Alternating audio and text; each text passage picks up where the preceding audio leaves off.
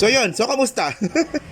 So kamusta po mga ka-Streetwise? So ako po si Takero Miyamoto at welcome po sa aking munting channel. So mga kababayan, no, ito natawa talaga ako dito kasi pang sinto-sinto po ito. So ngayon mga kababayan, no, meron po kasi ngayong drama itong kampo ni Kibuloy. So meron silang binabanggit dito na isang sumpa. Kumbaga sa English, cursed. 'Di ba? Kumbaga sinusumpa kita na magkakasakit ka, sinusumpa kita na hindi ka magiging masaya. So ngayon mga kababayan, no, itong ewan ko kung sino to, no. So pakita ko na lang sa inyo yung picture, no. So meron dito na sinasabi nila na meron daw pong propesiya si Kibuloy, kasi wala naman pwedeng ibang panggalingan itong sumpa na to kundi kay Kibuloy lang. So ngayon ang sabi nila dito, no, a prophecy of Aliyar, what happens when you touch God's appointed son, Pastor Apollo Kibuloy. So ngayon mga kababayan, so malinaw dito na ito nga pong propesiya po na to ay gawa-gawa lang nila. Kasi may nakalagay Pastor Apollo Kibuloy So ibig sabihin gawa-gawa nyo lang to. Okay. So ngayon, ang sinasabi nila dito, no, dahil po sa sumpa po na to ay magkakasakit daw po. Magkakasakit ng walang lunas si First Lady Lisa Marcos, si President Bongbong Marcos, si Secretary Benjamin Abalos, at kasama na rin po dito si Risa Ontiveros. Okay. So ngayon mga kababayan, no, so bakit ko ginawa ng content ito? Kasi mga kababayan, gusto ko lang po talagang ipakita na itong religion po ni Kibuloy pang sinto-sinto po talaga ito. Hindi nga, pasensya na po, no, kasi alam ko na meron tayong freedom of religion, pero yun nga mga kababayan, yung binabanggit ko nga po sa inyo na nung pinanganak nga po si Kibuloy, ay mayroon pong ulap at doon po nakasakay yung Diyos na pumasok nga po sa loob ng kwarto nila. So doon pa lang mga kababayan, pang sinto-sinto na po. At ngayon mga kababayan, no, dagdag po ito sa ebidensya po natin na pang sinto-sinto po talaga itong religion po na to. Kasi mga kababayan, no, hindi po ito yung first time na nag-curse si Kibuloy. Actually, maraming beses na at papakita ko rin po sa inyo mamaya. So, ano bang pinupunto ko dito mga kababayan? So, ang pinupunto ko lang dito mga kababayan, doon sa mga naniniwala kay Kibuloy, at alam niyo kung saan nagtatago si Kibuloy, ituro nyo na. Ituro nyo na kasi papakita ko sa inyo kung gaano kabula ang propeta itong si Kibuloy. Okay? So ngayon, pakita ko sa inyo, no, ito yung post ng SMN9, no. Sabi dito, a prophecy of Aliyar, what happens when you touch appointed son, Pastor Apollo Kibuloy. So itong propesya po na to ay, di ba, galing daw ito kay Aliyah. Ewan ko kung sinong Aliyar pala, no, na ganito daw po ang mangyayari kapag kayo po ay tinabla or hinawakan or what they call this, or tinalo. Ano bang proper word dito? Kasi nakalagay touch So, appointed son, Pastor Apollo Kibuloy. So, mas maganda, ito, i-audio na lang natin, no, para mas maganda. Sige. Kingdom Artist and Prophetess from the Middle East. Thus saith the Lord, the angel of judgment shall come upon you. Ferdinand Marcos Jr., Lisa Araneta Marcos, Martin Romualdez, Benhur Abalos. For you have So kasama pala si Martin Romualdez, no? Sorry, ito pala yun. Ito pala yung mic. So kasama pala si Martin Romualdez. So sige, continue. Marcos Jr., Lisa Araneta Marcos, Martin Romualdez, Benhur Abalos. For you have oppressed and afflicted God's appointed Apollo Kibuloy. For the one who touches him touches the apple of God's eye.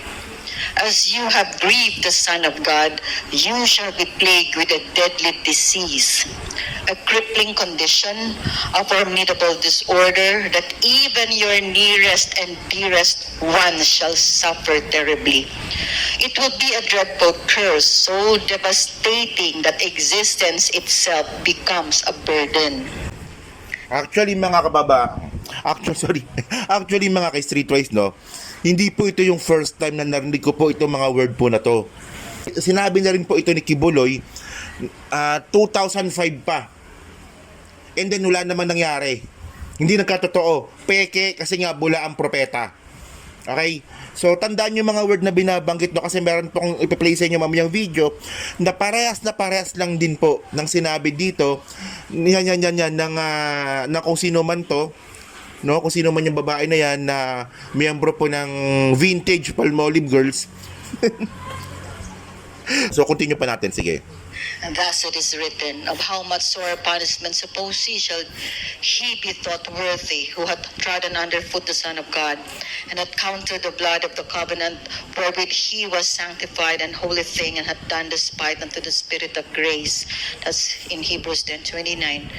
Apollo, vengeance is within the domain of divine justice. In due time, the disaster of your enemies shall come. Their doom shall be ultimate. Your adversary shall be no more. It will not tarry. It shall happen without delay. So, sabi dito, it will happen, it would happen without delay. So, dapat ngayon na. Puta naman parang naman tayo nakakalokohan nito Kasi sabi nito, di ba? Sabi ng babae, mangyayari daw itong sumpa, itong sakit, itong peste na mangyayari nga po sa kalusugan ni First Lady Lisa Marcos, ni Presidente Bongbong Marcos, ni Martin Romualdez, tsaka ni Benhur Abalos, at kasama dito si Rizon Taveros. Mangyayari daw po itong sakit na to na walang lunas without delay. So kung without delay ito, gawin mo na ngayon. Ngayon na. Buboy. Sabi ko sa inyo, pang sinto-sinto ito Sige, continue natin We just received this, no? Sa napangalan natin, where the angel of judgment will come. It has already been prophesied. Riza Hontiveros, kasama ka. At for the 38 years that His kingdom ministry has existed here, sinabi nga namin, ordained this. Okay na, walang kwenta, no? So ngayon mga kababayan, no, actually kasi mga ka-streetwise, itong mga sinabi na pasumpa-sumpa ni Kibuloy, ginawa niya na rin po dati ito. 2005 pa lang. So 20 years ago. So ito, sinabi niya rin ito kay Eli Soriano. So ito, pakinggan niyo to So ito malupit. 2005 nangyari ito yung video na to. Yan. 2005 nangyari tong video na to. Tapos nagkaroon siya ng ng timeline. 6 months na lang daw po mabubuhay si Brother Eli Soriano. And then kung hindi daw po aalis yung mga miyembro ng dating daan, bago mag 6 months, lahat daw po sila mamamatay. 'Di ba? So tingnan niyo to panoorin niyo to. Sige.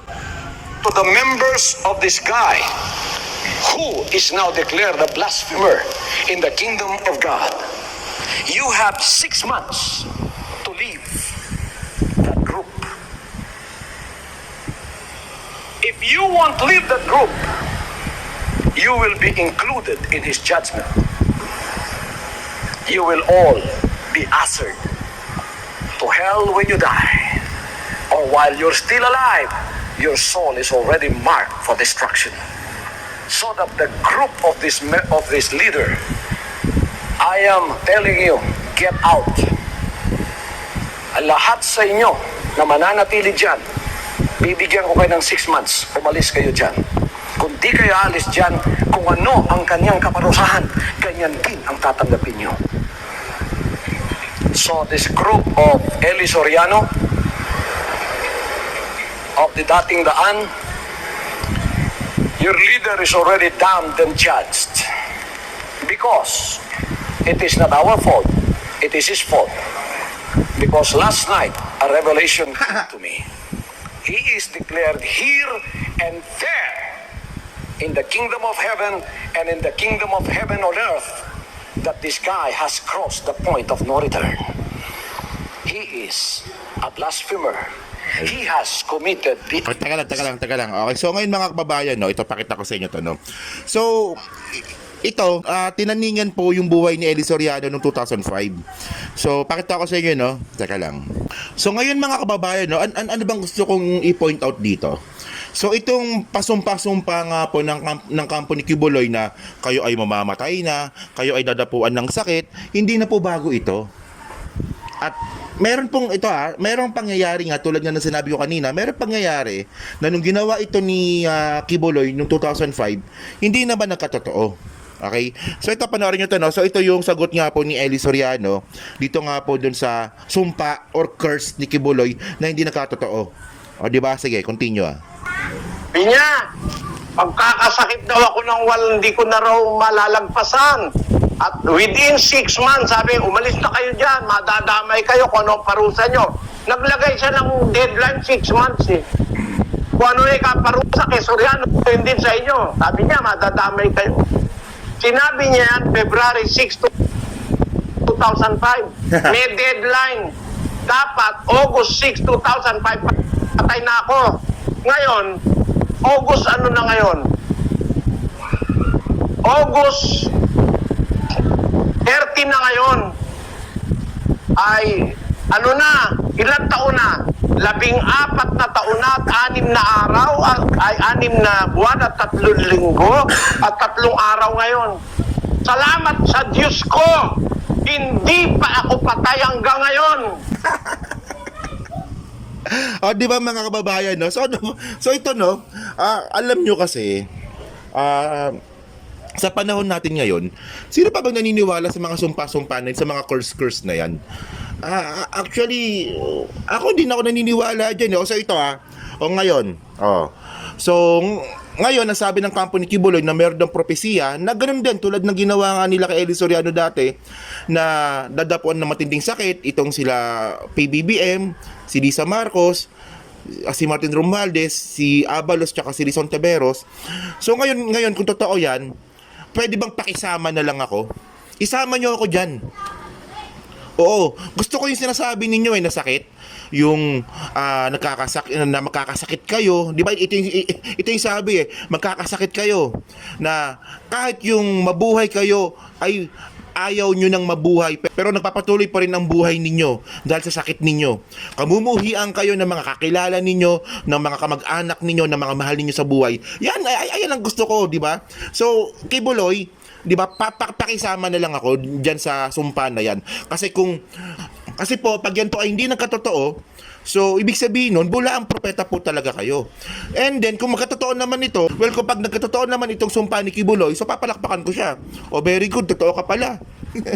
Ikaw pala ang totoong anak ng Diyos. So, ito closing remarks sa mga kababayan. Doon sa mga miyembro ni Kibuloy na patuloy na naniniwala dito. Pag itong sumpa ni Kibuloy ay hindi nangyari, mag-isip-isip na kayo. Alisan nyo na po yung religion na yan. Kasi ipapahamak po kayo niyan. O, di ba?